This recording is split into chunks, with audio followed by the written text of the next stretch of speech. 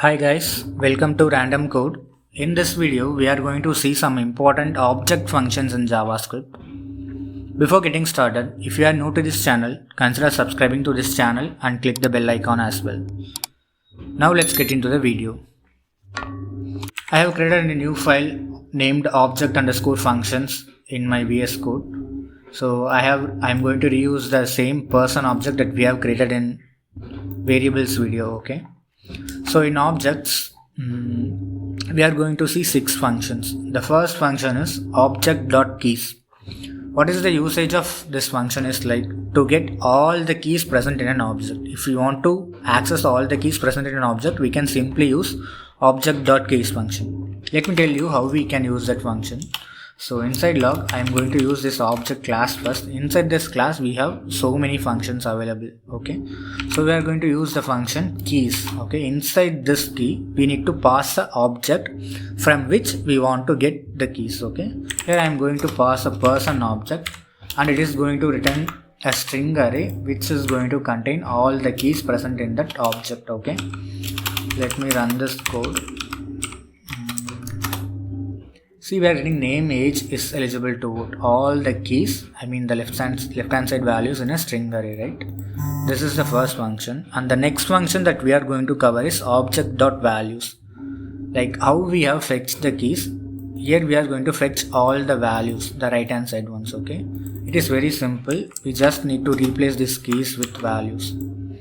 So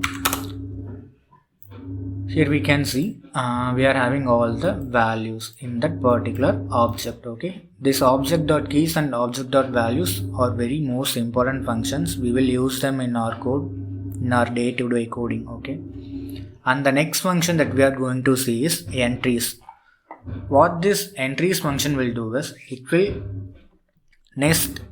return a nested array where each nested array will contain a key value pair. I know this sounds very complex to you because in definition it is very complex. I will show it to you with an example so that you will understand it very easily. Okay, the simple thing, we are going to replace the values with entries here. Almost all the object functions will start as object.entries. Inside this we are going to pass the object that we need to check. Okay, so if I run this, see, we have an overall array. Inside that array, we have this name and John as separate array, and this age and 26 as separate array, and this is eligible to vote and true as separate array. So basically, it will nest each key value pair into an array. That is what this function will do. Okay. And the next function that we are going to see is object.freeze. Okay.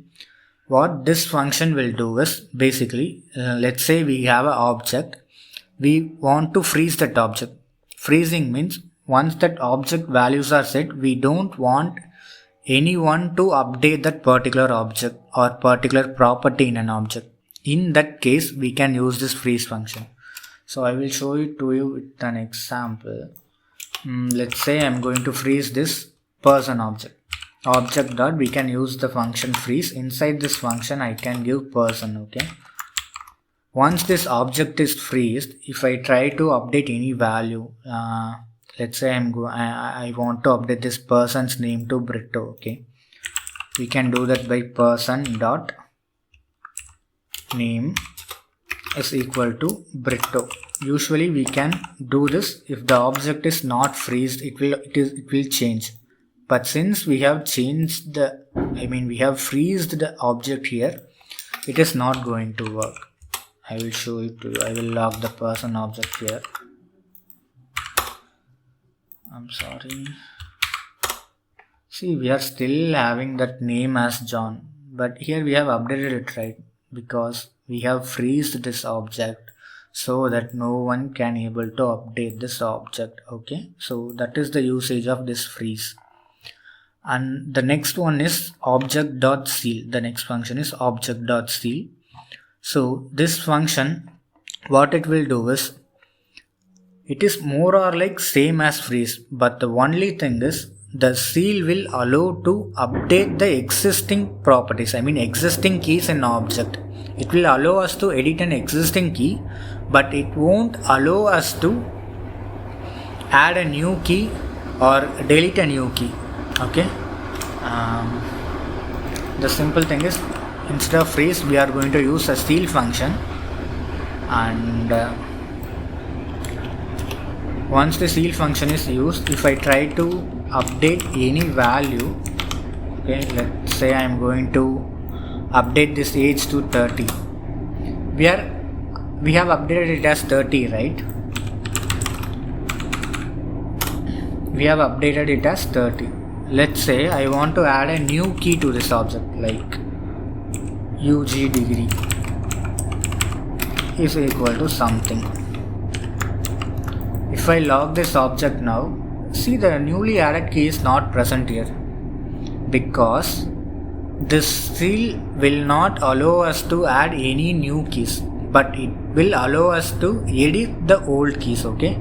Similarly, it won't allow us to delete any existing keys. Let's say if I want to remove this is eligible to vote from this object, how we can basically do is, we can use delete keyword, and after that we will mention that particular key, like person dot is eligible to vote. But in this case, even it won't work. Is eligible to vote will be still present, because the seal will not allow us to delete the existing property, whereas it allows us to edit the existing property, and also it won't allow us to add the new property. Okay.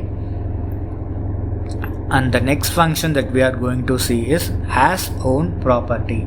Again, this is also very important function. We can use it very often. What this function will do is, let's say object, here the object is person dot has own property. Inside this, we are going to give any of these key names to check whether the name key is inside that or not. Okay. Let's say if I give name and check, it is returning me true, because the name key is present there, right? What if I pass age? Again it is going to return true, because the age is also present, right? Let's say I am giving some random value which is not present in that object. It is going to return false, because this particular term is not present as key inside this object. So in the scenarios where we need to check whether a particular key is present in an object or not, in those times we can use this has own property function. So I think I have covered almost all the important functions. Yeah, still there are a lot more functions available in objects. I can give the object documentation link in the description. You can check there. In my next video, I am going to cover the important array functions in JavaScript. Thank you for watching.